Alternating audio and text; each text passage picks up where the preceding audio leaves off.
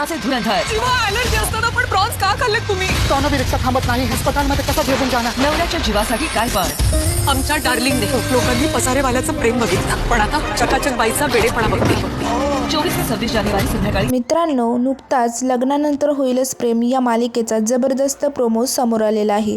या मालिकेत आता आपल्याला येणाऱ्या 22-26 जानेवारीला एक धमाकेदार भाग आपल्याला पाहायला मिळणार आहे. तर या प्रोमोमध्ये आपल्याला पाहायला मिळतं की जीवाच्या आता पोटात दुखत असतं. त्याला कसली तरी ॲलर्जी असते आणि तो त्या ॲलर्जीचा शिकार बनतो आणि मग आता त्याच्या खूपच पोटात दुखत असतं.